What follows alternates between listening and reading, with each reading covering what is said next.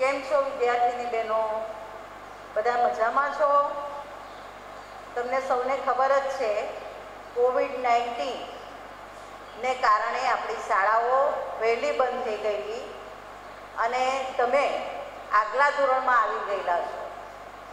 તો હવે જે વિદ્યાર્થીની બહેનો ધોરણ 10 અને 12માં છે એમને જૂન અને જુલાઈનો અભ્યાસક્રમ અત્યારે જો પૂરો કરી દેવામાં આવે તો કદાચ અનિવાર્ય સંજોગોને કારણે શાળા મોડી શરૂ થાય તો આપણે અભ્યાસક્રમને ન્યાય આપી શકીએ અને અભ્યાસક્રમ આપણે સમયસર પૂર્ણ કરી શકીએ.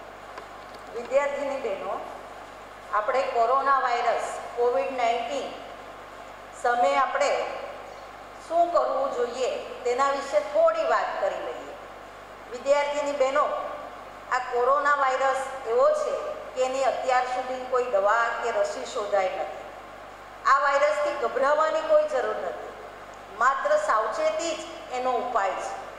આપણને આપણા માનનીય વડાપ્રધાનશ્રીએ પણ કહ્યું છે કે ઘરે રહો અને સુરક્ષિત રહો. જો આપણે કેટલી કાળજી લઈએ તો આ વાયરસના જોખમ સામે ચોક્કસ આપણે બચી શકીએ. તો પ્રથમ તો એનો પહેલો ઉપાય એ જ છે કે બને ત્યાં સુધી જો જરૂર નહીં હોય તો આપણે ઘરની બહાર નહીં નીકળીએ. બીજું, જો આપણે ઘરની બહાર જઈએ તો અવશ્ય માસ્ક પહેરીએ, બની શકે તો હાથમાં ગ્લોવ્સ પણ પહેરીએ. ઘરે આવીએ ત્યારે આપણા બૂટ ચપ્પલ એને આપણે ઘરમાં નહીં લઈ જઈએ, બહાર મૂકીએ. આપણા હાથને સેનિટાઈઝ કરીએ, વારંવાર હાથને ડિટર્જન્ટ એટલે કે સાબુથી સાફ કરીએ તો ચોક્કસ એ વાયરસ જે છે એ વાયરસ આપણા શરીરમાં પ્રવેશતા નથી. પરંતુ આપણે ચોક્કસ કેટલી કાળજી તો રાખવી જ પડે. એટલે પ્રથમ તો આપણે ઘરની બહાર જઈએ તો અવશ્ય માસ્કનો ઉપયોગ કરીએ.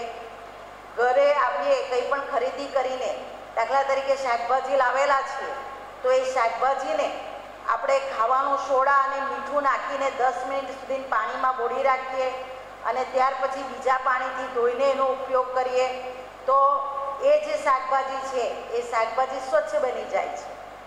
બીજું, ઘરે આવતા પહેલાં આવીએ એટલે આપણા બૂટ ચંપલને અવશ્ય આપણે ઘરની બહાર ઓટલા ઉપર જ મૂકીએ, એને ઘરમાં નહીં લઈ જઈએ. સ્નાન કરી લઈએ.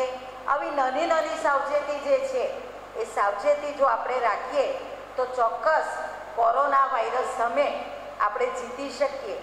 એટલે વિદ્યાર્થીની બહેનો, જ્યારે આપણે વિજ્ઞાન અને ટેકનોલોજીનો અભ્યાસ કરીએ છીએ ત્યારે આપણા જીવનમાં પણ વિજ્ઞાન અને ટેકનોલોજીને વણી લઈએ તો આવા જે કોરોના વાયરસ છે એ કોરોના વાયરસ સામેનો જંગ આપણું ભારત ચોક્કસ જીતી શકશે અને આપણે ફરીથી જેવી આપણી દુનિયા હતી એ દુનિયામાં આપણે સ્વસ્થ થઈને જીવી શકીશું. તો વિદ્યાર્થીની બહેનો, હવે આપણે વિજ્ઞાન અને ટેકનોલોજી વિષયમાં પ્રકરણ 1ની શરૂઆત કરીએ છીએ.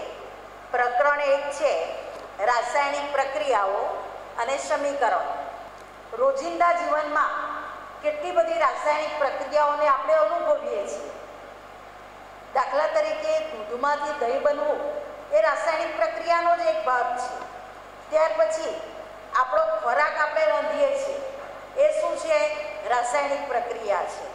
આપણે શરીરમાં ખોરાકનું પાચન થાય છે તો એ ખોરાકનું પાચન એ પણ શું છે? રાસાયણિક પ્રક્રિયા છે. આપણા શ્વાસોશ્વાસની ક્રિયા એ પણ રાસાયણિક પ્રક્રિયા છે.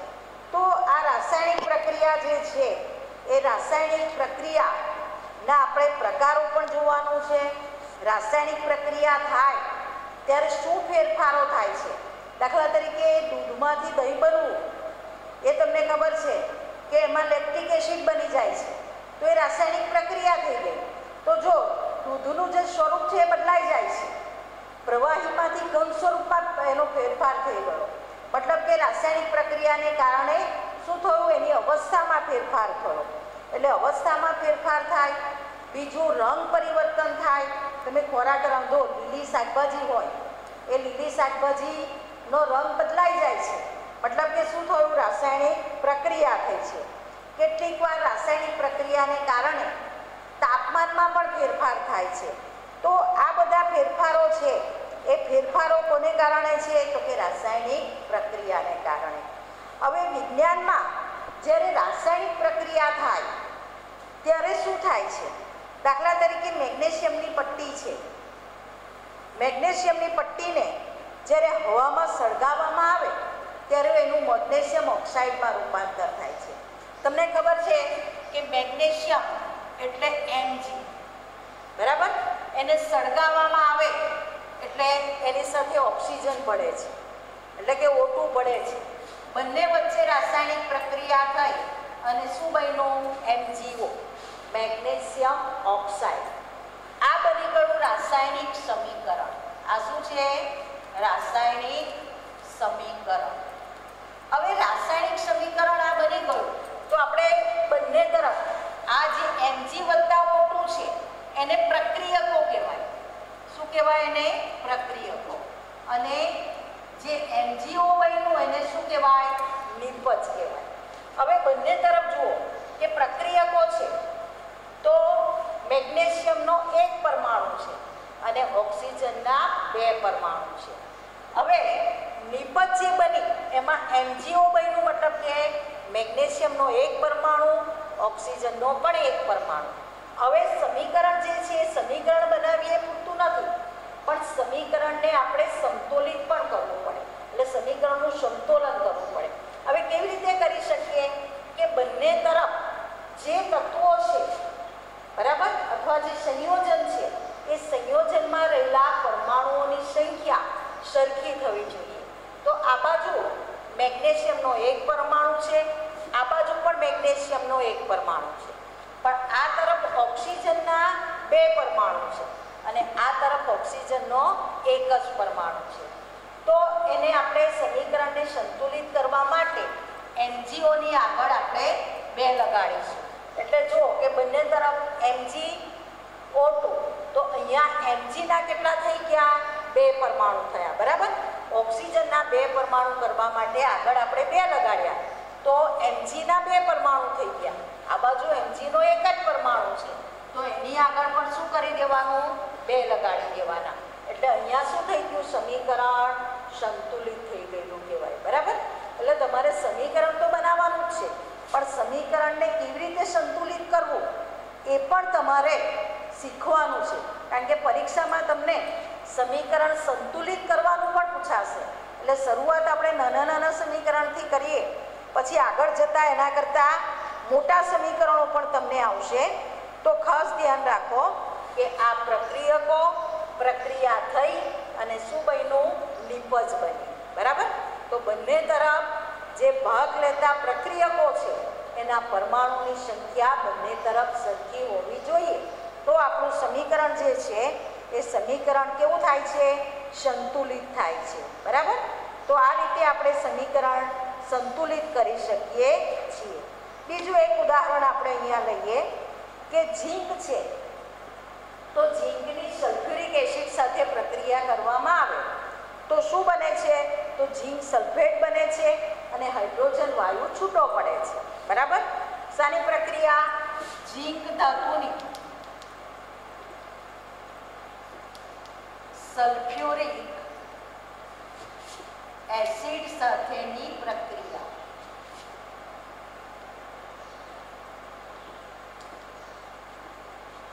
હવે જો કે ઝીંકની સંજ્ઞા છે Zn, સલ્ફ્યુરિક એસિડ એટલે H2SO4, બરાબર? આ શું થયું? પ્રક્રિયકો. પ્રક્રિયકો વચ્ચે રાસાયણિક પ્રક્રિયા થાય છે અને એને પરિણામે બને છે ઝીંક સલ્ફેટ ZnSO4 અને હાઇડ્રોજન વાયુ જે છે એ હાઇડ્રોજન વાયુ મુક્ત થાય છે, બરાબર? હવે આ તરફ આપણે જોઈએ કે ઝીંકનો એક અહીંયા પરમાણુ છે, આ બાજુ પણ ઝીંકનો એક પરમાણુ છે, આ બાજુ હાઇડ્રોજનના 2 પરમાણુ છે, આ બાજુ હાઇડ્રોજનના 2 પરમાણુ છે. સલ્ફેટ આયન જે છે એટલે કે SO4 અને SO4 બંને તરફ છે, મતલબ કે આ સમીકરણ એની જાતે સંતુલિત થઈ ગયેલું છે. એટલે કેટલાક સમીકરણ એવા પણ આવે કે જેને આપણે સંતુલિત કરવાની જરૂર રહે નહીં. તો આ સમીકરણ જે છે એ સમીકરણ કેવું છે? સંતુલિત જ છે, બરાબર? તો હવે તમને ખ્યાલ આવ્યો હશે કે આપણે રાસાયણિક સમીકરણ છે એ રાસાયણિક સમીકરણને આપણે કેવી રીતે સંતુલિત કરી શકીએ. એક ઉદાહરણ તમને આપું કે તમારી જાતે તમે નોટમાં પ્રયત્ન કરજો. Fe એટલે આયન, બરાબર, લોખંડ, એની પાણી સાથે પ્રક્રિયા કરવામાં આવે. પાણી એટલે H2 એટલે કે વરાળ, બરાબર, અથવા તો પાણી. તમે લોખંડને જો પાણીમાં નાખી રાખો તો લોખંડ કટાઈ જાય છે. તો લોખંડનું કટાવવું એ શું છે? રાસાયણિક પ્રક્રિયા છે. તો લોખંડની પાણી સાથે રાસાયણિક પ્રક્રિયા થાય તો શું બને છે? Fe3O4 ફેરિક ઓક્સાઇડ બને છે. Fe3O4 શું બને છે? Ferric oxide. અને સાથે શું છૂટો પડે છે? H2 એટલે કે હાઇડ્રોજન વાયુ છૂટો પડે છે, બરાબર. તો આ સમીકરણ થયું કે લોખંડની પાણી સાથેની રાસાયણિક પ્રક્રિયા. તો એ રાસાયણિક પ્રક્રિયા થઈ તો શું બન્યું? તો કે ફેરિક ઓક્સાઇડ બન્યો અને હાઇડ્રોજન વાયુ છૂટો પડ્યો. તો આ જે રાસાયણિક પ્રક્રિયા થઈ તો આ બંને જે છે એ શું છે? તો કે પ્રક્રિયકો છે. આ શું છે? તો કે નિપજ છે, બરાબર. તો હવે આ સમીકરણને તમે કેવી રીતે સંતુલિત કરો એ તમારી જાતે પ્રયત્ન કરીને જોજો. કે એક તમને હિન્ટ આપી દઉં કે ભાઈ Fe3 આ બાજુ Fe ના 3 છે પણ આ બાજુ તો Fe નો 1 જ છે. તો આપણે સંતુલિત કરવું હોય તો આની આગળ 3 લગાડવા પડે. એટલે બાકીનું સમીકરણ છે એ તમારી જાતે તમે સંતુલિત કરવાનો પ્રયત્ન કરો. ભૂલ થાય તો વાંધો નહીં, પણ તમને પ્રેક્ટિસ થશે એટલે તમને ખ્યાલ આવશે કે આપણે કેવી રીતે સમીકરણને સંતુલિત કરી શકીએ છીએ. ખ્યાલ આવ્યો? એક તમને હિન્ટ આપી દીધી કે Fe3 મતલબ કે અહીંયા 3 પરમાણુ છે, અહીંયા 1 જ છે. તો એની આગળ પહેલાં શું લગાડો? 3 લગાડો અને પછી બાકીના સમીકરણ જે છે બાકીનું એ તમે સંતુલિત કરવાનો પ્રયત્ન કરો. ચોક્કસ તમને આવડશે, યાદ રાખજો. હવે બીજું આપણે જોઈએ કે રાસાયણિક સમીકરણ આપણે જ્યારે લખીએ ત્યારે જે પ્રક્રિયકો છે અને જે નિપજ છે એ બંને કયા સ્વરૂપમાં છે તે પણ આપણે સમીકરણમાં જણાવવું પડે, બરાબર. કે દાખલા તરીકે લોખંડ છે તો લોખંડ કયા સ્વરૂપમાં હોય? સોલિડ, ઘન સ્વરૂપ હોય, બરાબર. એટલે આપણે અહીંયા S લખીએ, બરાબર. પાણી છે H2O છે. પાણીની વરાળ હોય તો આપણે G લખીએ એટલે કે ગેસ લખીએ. પાણી હોય તો લિક્વિડ એટલે L લખીએ આપણે, બરાબર. તો એ પણ આપણે અહીંયા લખવું પડે છે. તો રાસાયણિક સમીકરણ ઉપરથી આપણને એ પણ ખબર પડી જાય કે જે પ્રક્રિયકો છે અને જે નિપજ છે એ નિપજ કયા સ્વરૂપમાં છે.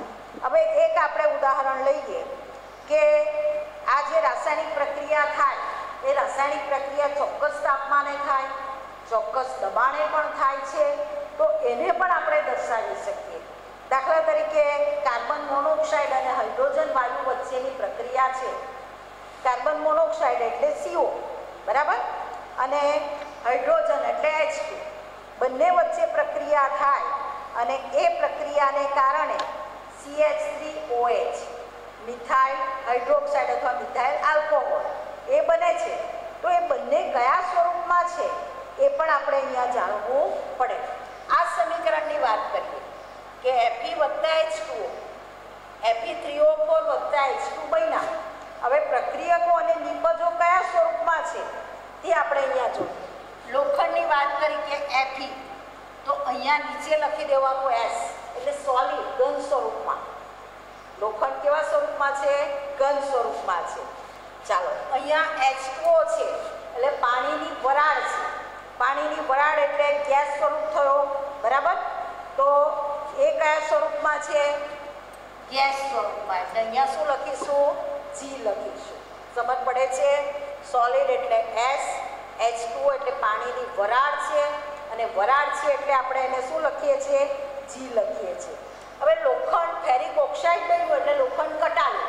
કટાયું તો ઘન સ્વરૂપમાં જ હોય એટલે અહીંયા આપણે જે લખીશું તે પણ શું લખીશું? S, સોલિડ સ્વરૂપ, બરાબર. અને છેલ્લે હાઇડ્રોજન વાયુ છૂટો પડ્યો. તો હાઇડ્રોજન વાયુ એટલે વાયુ છે એટલે શું લખાય? અહીંયા G લખાય. તો રાસાયણિક સમીકરણ પરથી તમને કેટલી બધી કે રાસાયણિક સમીકરણમાં આ રાસાયણિક પ્રક્રિયા થઈ તો કયા પ્રક્રિયકોએ ભાગ લીધો, કઈ નિપજ બની, પ્રક્રિયકો કયા સ્વરૂપમાં છે, નિપજ આપણને કયા સ્વરૂપમાં મળે છે, પ્રક્રિયકોના પરમાણુની સંખ્યા કેટલી છે, નિપજના પરમાણુની સંખ્યા કેટલી છે, એ બધું આપણે રાસાયણિક સમીકરણ જો જોઈએ તો એના ઉપરથી આપણે એ જાણી શકીએ છીએ. તો રાસાયણિક સમીકરણ જે છે એ રાસાયણિક સમીકરણ માટેનું બીજું એક તમને ઉદાહરણ આપું કે તમારે સંતુલિત કરવાનું છે કે H2 વત્તા Cl2 બરાબર બની ગયું HCl બરાબર.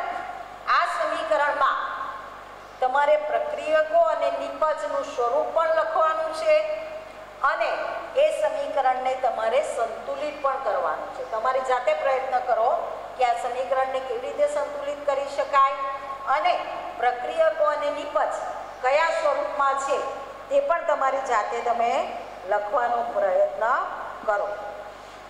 ચાલો, તો હવે ખ્યાલ આવી ગયો કે રાસાયણિક પ્રક્રિયા જે થાય એ રાસાયણિક પ્રક્રિયાને આપણે કેવી રીતે લખી શકીએ સમીકરણ દ્વારા તેની આપણને અહીંયા સમજ મળી બરાબર.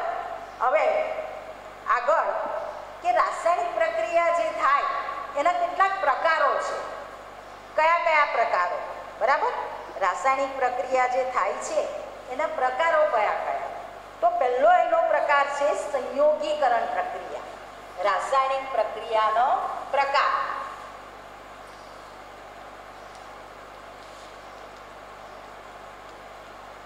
પ્રક્રિયાના પ્રકાર કયા?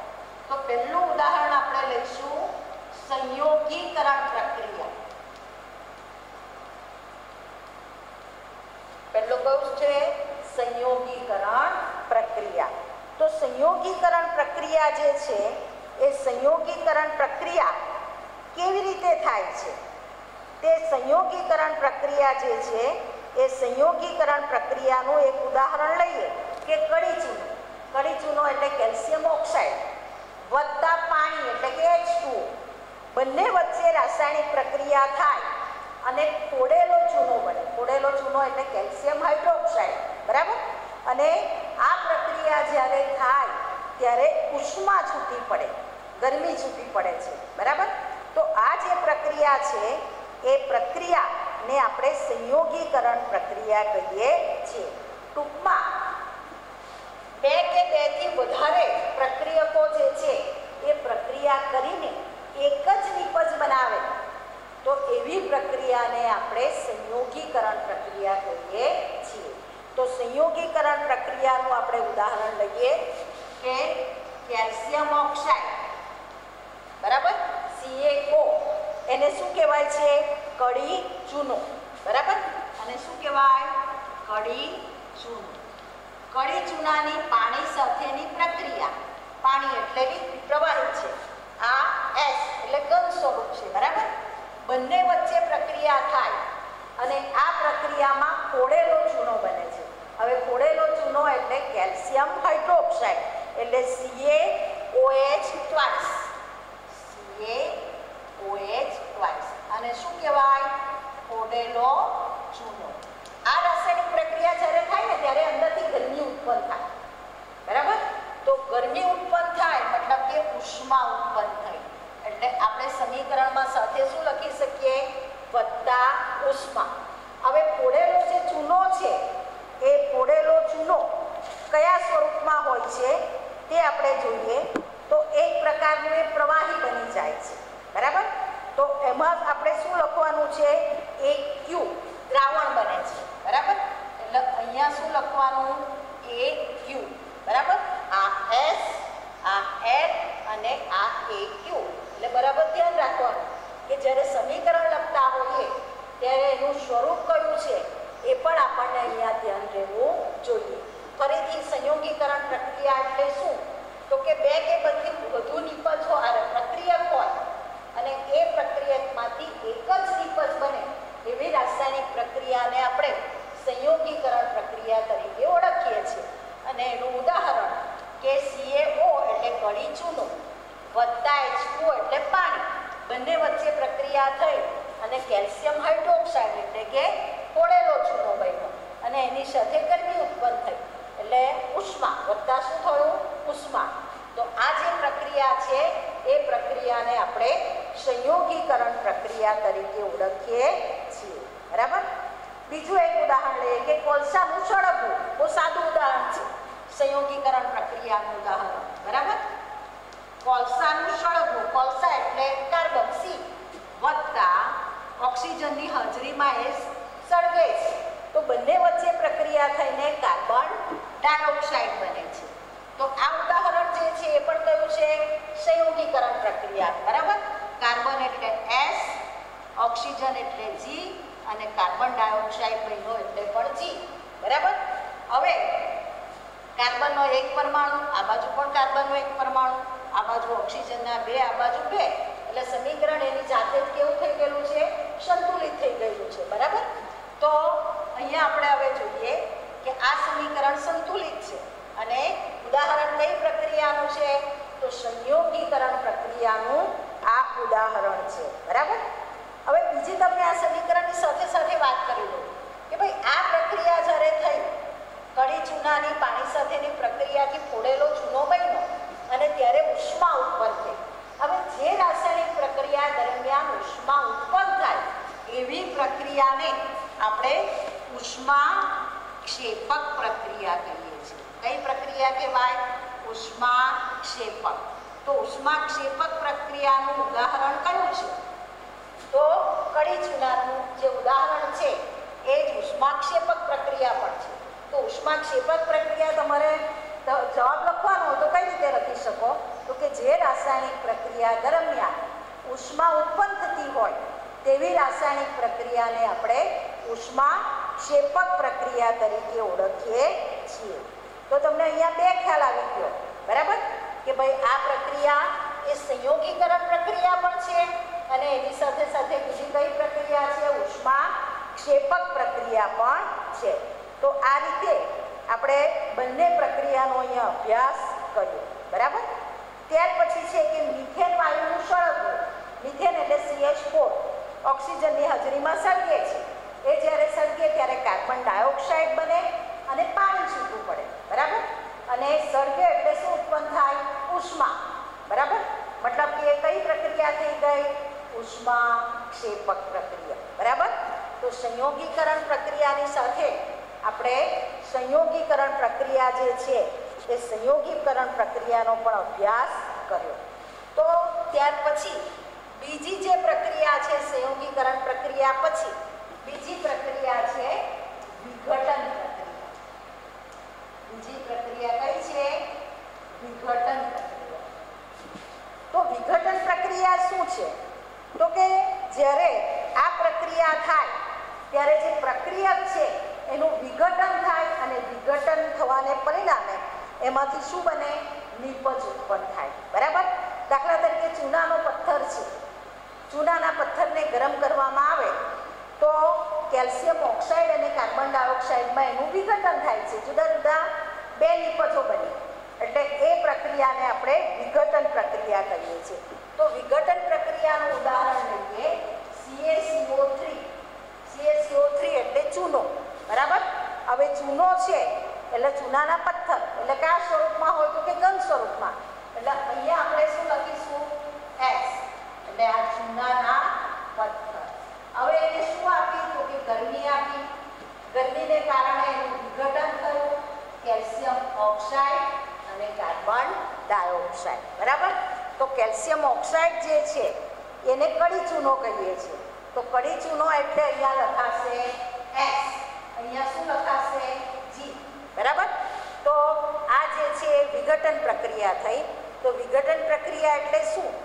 તો કે પ્રક્રિયકનું વિઘટન થઈને એમાંથી એક કરતાં વધારે નિપજ બને તેને આપણે શું કહીએ છીએ? વિઘટન પ્રક્રિયા. અને એનું ઉદાહરણ શું?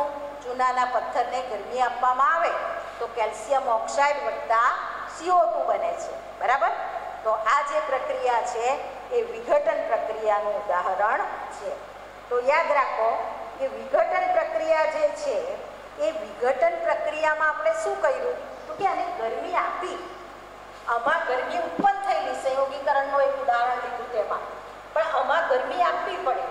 ગરમી આપવી પડી મતલબ કે ઉષ્માનું શોષણ થયું. એટલે આ પ્રક્રિયા જે છે એ ઉષ્મા શોષક પ્રક્રિયા છે. આ ક્ષેપક હતી, આ ઉષ્મા ક્ષેપક પ્રક્રિયા હતી.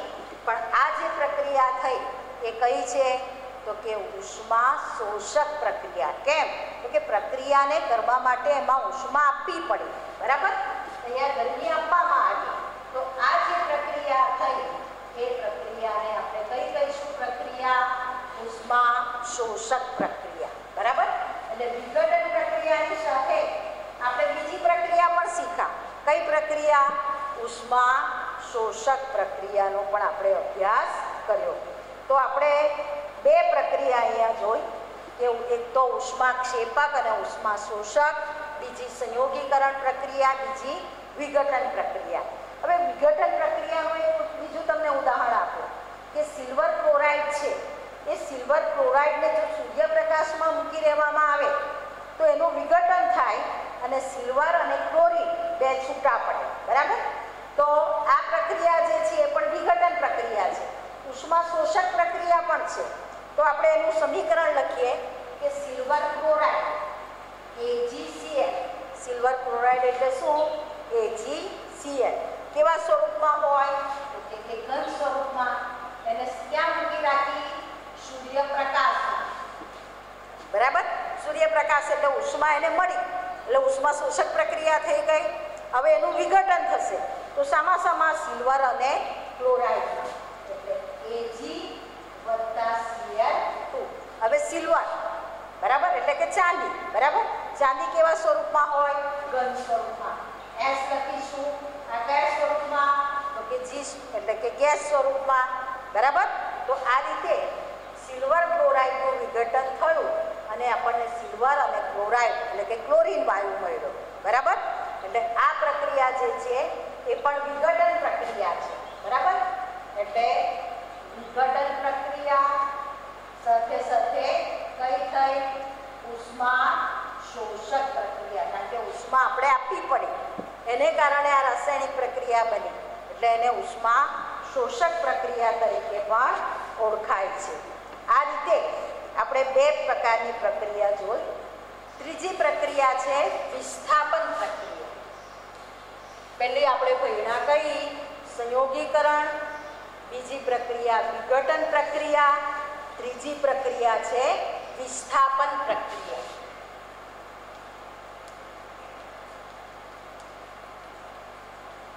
હવે વિસ્થાપન પ્રક્રિયા એ શું છે? તો સક્રિય ધાતુ તેના કરતાં ઓછી સક્રિય ધાતુનું વિસ્થાપન કરે છે. હવે વિસ્થાપન સમજવા માટે આપણે જોઈએ કે કોપર સલ્ફેટનું દ્રાવણ લીધેલું. કોપર સલ્ફેટના દ્રાવણમાં લોખંડના ટુકડા નાખવામાં આવે તો લોખંડ એ કોપર કરતાં સક્રિય છે. તમે સક્રિયતા શ્રેણી શીખ્યા ને 9મા ધોરણમાં, એમાં તમને ખબર કે લોખંડ આગળ આવે છે તો લોખંડ એ શું કરશે? કોપરનું વિસ્થાપન કરશે. એટલે કોપરને ત્યાંથી કાઢી નાખશે અને પોતે ત્યાં જગ્યા લઈ લે છે, બરાબર. એટલે એને વિસ્થાપન પ્રક્રિયા કહેવાય. તો એ વિસ્થાપન પ્રક્રિયાનું આપણે અહીંયા સમીકરણ જોઈએ કે લોખંડ એટલે S લખાશે. અહીંયા સામા નાખવામાં આવ્યું કોપર સલ્ફેટના દ્રાવણમાં CuSO4. હવે કોપર સલ્ફેટ એટલે અહીંયા શું લખાશે? Aq, બરાબર. આ છે લોખંડ, આ છે કોપર સલ્ફેટ, બરાબર. હવે કોપર સલ્ફેટના દ્રાવણમાં લોખંડના ટુકડા નાખી દેવામાં આવે, એને થોડો સમય રવા દેવામાં આવે તો એ બંને વચ્ચે રાસાયણિક પ્રક્રિયા થશે અને આ રાસાયણિક પ્રક્રિયામાં શું થશે કે લોખંડ છે એ કોપરને ત્યાંથી ખસેડીને પોતે ત્યાં સ્થાન લઈ લેશે. એટલે શું બનશે તે જુઓ કે FeSO4. લોખંડ નીકળી ગયું, કોપર નીકળી ગયું ને, બરાબર. CO અહીંયાથી નીકળી ગયું એટલે કોનું વિસ્થાપન થયેલું કહેવાય? કોપરનું, બરાબર. તાંબાનું વિસ્થાપન થઈ ગયું, એની જગ્યાએ આવી ગયું લોખંડ. એટલે શું બની ગયું? FeSO4 બની ગયું. અને શું છૂટું પડી ગયું? તો કે કોપર છૂટું પડ્યું, બરાબર. હવે અહીંયા લખીશું Aq+Cl2. એટલે S.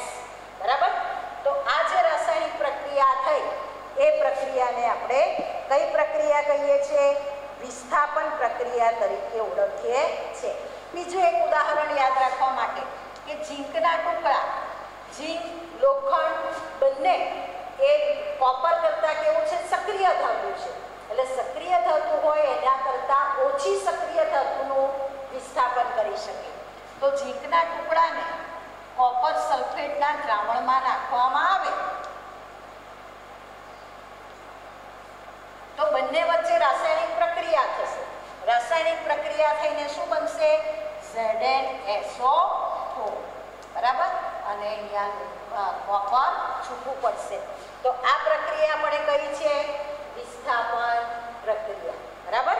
વિસ્થાપન પ્રક્રિયામાં હવે સમજ તમને પડી ગયેલી હશે કે સક્રિય ધાતુ તેના કરતાં ઓછી સક્રિય ધાતુનું વિસ્થાપન કરે છે. મતલબ કે એને એની જગ્યાએથી ખસેડીને પોતે એનું સ્થાન ત્યાં લઈ લે એટલે એને આપણે શું કહીએ છીએ? વિસ્થાપન પ્રક્રિયા કહીએ છીએ. હવે આમાં એકનું જ વિસ્થાપન થયું. લોખંડે કોપરનું વિસ્થાપન કર્યું, ઝીંકે કોપરનું વિસ્થાપન કર્યું. પણ કેટલીક વાર શું થાય છે? બે પ્રક્રિયકો હોય તો બંને એકબીજાનું વિસ્થાપન કરે તો એવી પ્રક્રિયાને આપણે દ્વિવિસ્થાપન પ્રક્રિયા કહીએ છીએ. દાખલા તરીકે સોડિયમ સલ્ફેટ છે. સોડિયમ સલ્ફેટ એટલે Na2SO4 એનું દ્રાવણ છે. એમાં બેરિયમ ક્લોરાઇડનું દ્રાવણ નાખવામાં આવે તો રાસાયણિક પ્રક્રિયા થઈને બેરિયમ સલ્ફેટ બની જાય અને એની સાથે NaCl બને. જો બંને એકબીજાનું વિસ્થાપન કર્યું એટલે બે વાર વિસ્થાપન થયું એટલે એને શું કહેવાય છે? દ્વિવિસ્થાપન પ્રક્રિયા કહેવાય છે. દાખલા તરીકે Na2SO4 આ છે સોડિયમ સલ્ફેટ. શું લખાશે? AQ. બરાબર. કારણ કે દ્રાવણ છે. બરાબર. એમાં શું ઉમેરવામાં આવે છે? બેરિયમ ક્લોરાઇડ ઉમેરવામાં આવે છે એટલે બીજું દ્રાવણ છે BaCl2. આ બંને વચ્ચે વિસ્થાપન પ્રક્રિયા થાય છે એને કારણે બને છે બેરિયમ સલ્ફેટ BaSO4. બરાબર. શું કહેવાય એને? Barium sulphate.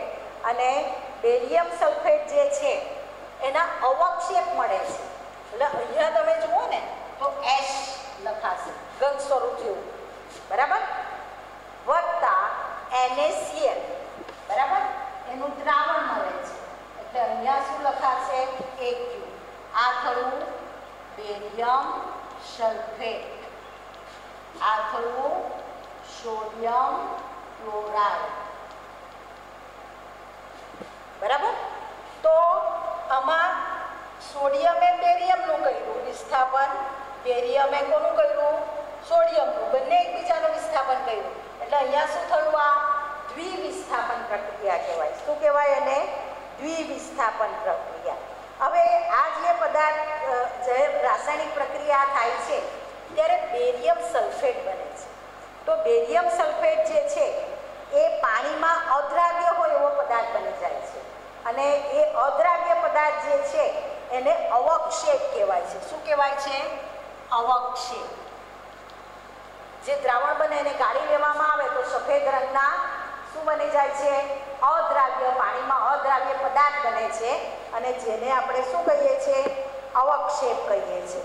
એટલે આ જે પ્રક્રિયા થઈ એને અવક્ષેપન પ્રક્રિયા પણ કહેવાય. એનું બીજું નામ શું છે? અવક્ષેપન પ્રક્રિયા. બરાબર. તો આ રાસાયણિક પ્રક્રિયા જે છે એને અવક્ષેપન પ્રક્રિયા તરીકે પણ ઓળખવામાં આવે છે. તો આ રીતે ત્રીજી પ્રક્રિયા આપણે જોઈ કઈ? વિસ્થાપન પ્રક્રિયા. બીજું નામ અહીંયા આપ્યું આપણે એને અવક્ષેપન પ્રક્રિયા. ત્યાર પછી ઓક્સિડેશન અને રિડક્શન પ્રક્રિયા. કઈ પ્રક્રિયા? ચોથી પ્રક્રિયા છે ઓક્સિડેશન અને રિડક્શન પ્રક્રિયા. હવે ઓક્સિડેશન પ્રક્રિયા અને રિડક્શન પ્રક્રિયા આગળ કદાચ તમે શીખી ગયેલા હશો કે જો પ્રક્રિયા દરમિયાન પદાર્થ ઓક્સિજન મેળવે પ્રક્રિયાને આપણે ઓક્સિડેશન પ્રક્રિયા કહીશું. અને પ્રક્રિયા દરમિયાન પદાર્થ ઓક્સિજન ગુમાવે તો એ પ્રક્રિયાને આપણે રિડક્શન પ્રક્રિયા તરીકે ઓળખીશું. દાખલા તરીકે કોપર ઓક્સાઇડ છે, એની હાઇડ્રોજન સાથે પ્રક્રિયા કરવામાં આવે છે એટલે એને ગરમી આપવામાં આવે. કોપર ઓક્સાઇડ વત્તા H2 ગરમી આપવામાં આવી એને, બરાબર. તો આ પ્રક્રિયામાં શું થશે? કોપરમાંથી ઓક્સિજન દૂર થશે. એટલે ઓક્સિજન દૂર થયો એટલે આપણે કયું એને પ્રક્રિયા કહીશું? રિડક્શન પ્રક્રિયા. અને ઓક્સિજન કોણ મેળવશે? તો કે હાઇડ્રોજન છે ઓક્સિજન મેળવશે. એટલે એ જે પ્રક્રિયા છે તેને આપણે શું કહીશું? ઓક્સિડેશન પ્રક્રિયા. તો ઓક્સિડેશન રિડક્શન પ્રક્રિયાનું આપણે અહીંયા ઉદાહરણ જોઈએ. દાખલા તરીકે કોપર છે, એની ઓક્સિજન સાથે પ્રક્રિયા કરવામાં આવી તો ઓક્સિજન સાથે પ્રક્રિયા થઈ એટલે કોપર ઓક્સાઇડ બન્યો એટલે એણે ઓક્સિજન મેળવ્યો. અને ઓક્સિજન મેળવ્યો એટલે એ પ્રક્રિયાને આપણે કેવી પ્રક્રિયા કહીશું? ઓક્સિડેશન પ્રક્રિયા, બરાબર. તો હવે આગળની પ્રક્રિયા છે ઓક્સિડેશન રિડક્શન પ્રક્રિયા. પહેલા આપણે ઓક્સિડેશન પ્રક્રિયાનો અભ્યાસ કરીએ છીએ. તો ઓક્સિડેશન પ્રક્રિયા જે છે એનું ઉદાહરણ લઈએ કે કોપર ધાતુ છે, કોપર એટલે Cu, એની ઓક્સિજન સાથે પ્રક્રિયા કરવામાં આવે છે એટલે O2. ઉપર અહીંયા આપણે એરોની ઉપર ઉષ્મા લખ્યું, મતલબ કે એને ઉષ્મા આપેલી છે, બરાબર. હવે અહીંયા રાસાયણિક પ્રક્રિયા થઈ અને શું બન્યું? કોપર ઓક્સાઇડ, બરાબર. ઓક્સિજન મેળવ્યો, કોપરે શું મેળવ્યું? ઓક્સિજન મેળવ્યો.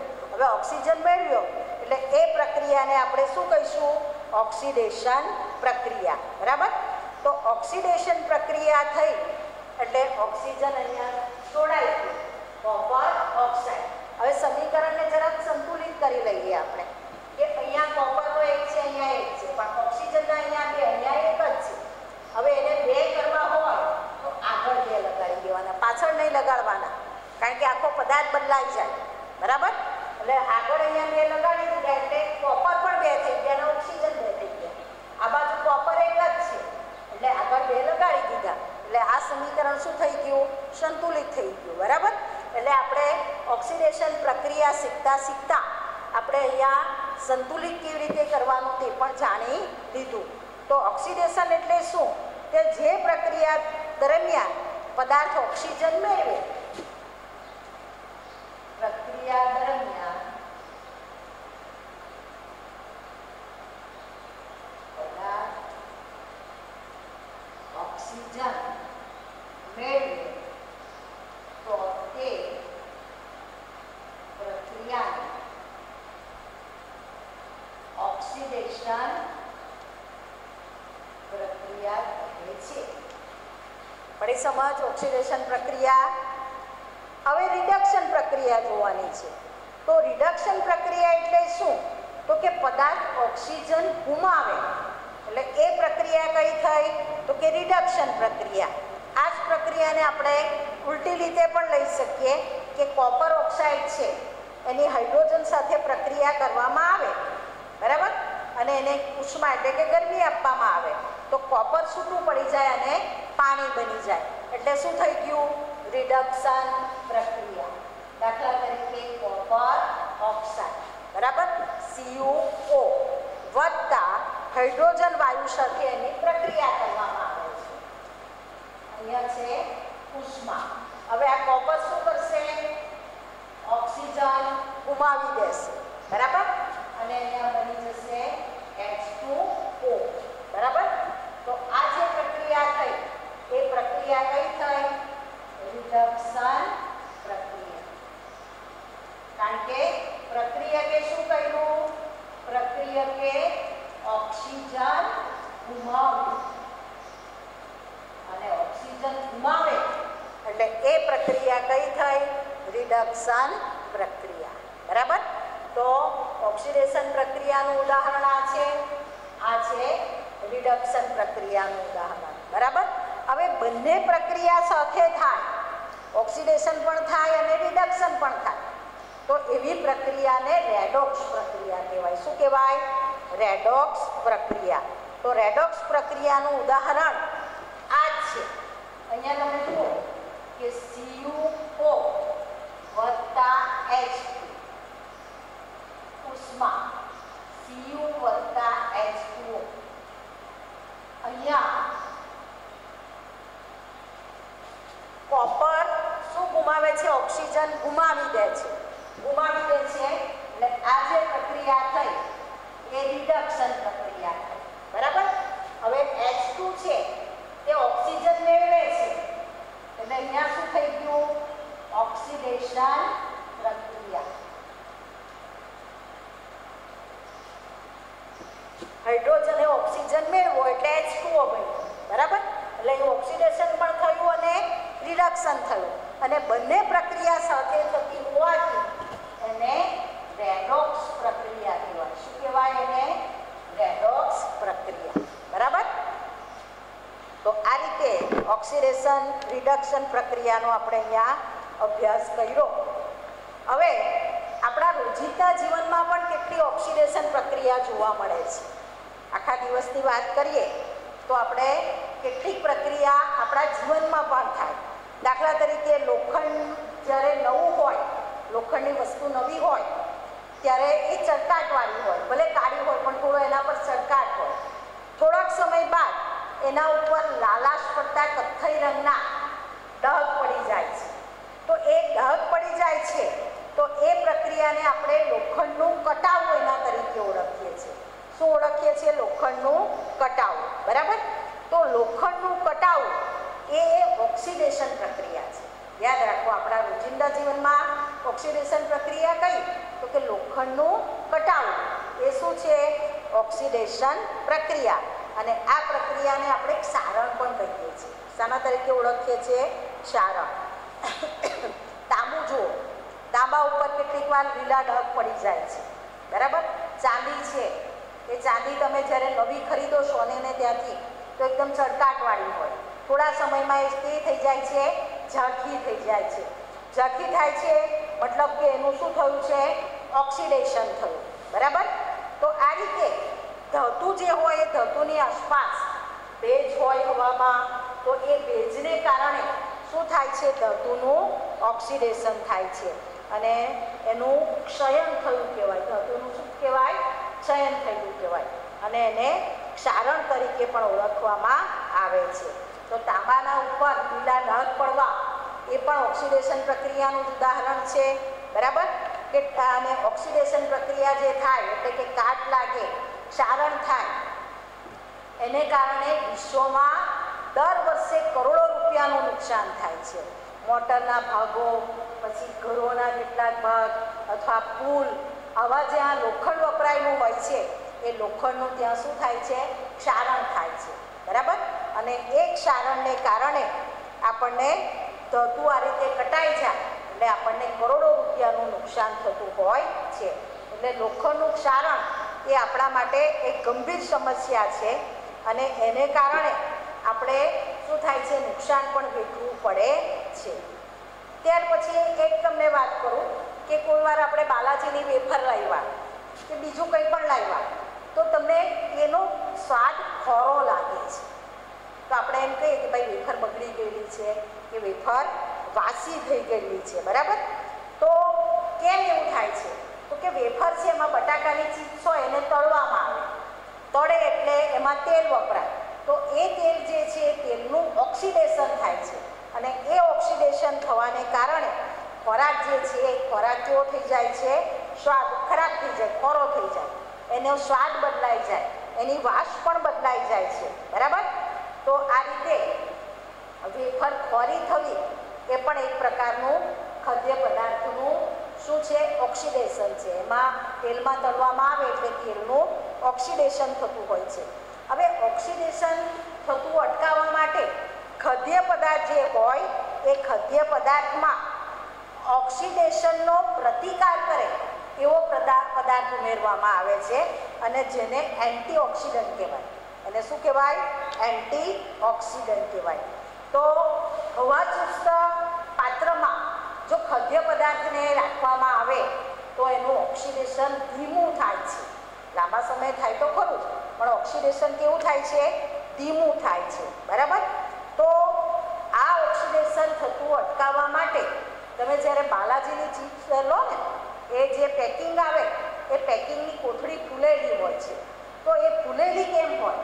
તો એમાં નાઇટ્રોજન જેવો નિષ્ક્રિય વાયુ ઉમેરવામાં આવે છે. એ એન્ટીઓક્સિડન્ટ છે. એટલે શું કરે? ઓક્સિડેશન થતું અટકાવે, ધીમું બનાવે એને. એટલે લાંબા સમય સુધીના આપણે ખાદ્ય પદાર્થને સારો રાખી શકીએ છીએ. તો આ રીતે આપણે ઓક્સિડેશન થતું જો અટકાવીએ તો લોખંડને પણ કરોડો રૂપિયાનું જે નુકસાન થાય છે તેને અટકાવી શકીએ. ખાદ્ય પદાર્થમાં પણ બગડે છે, એનો સ્વાદ બગડે છે, તેને પણ આપણે અટકાવી શકીએ છીએ. તો આ જે તમારું પ્રકરણ છે, પ્રકરણ 1 રાસાયણિક પ્રક્રિયાઓ અને સમીકરણો, એ અહીંયા તમારું આ ચેપ્ટર પૂરું થાય છે. એની પાછળ તમને કેટલાક સવાલો આપેલા છે.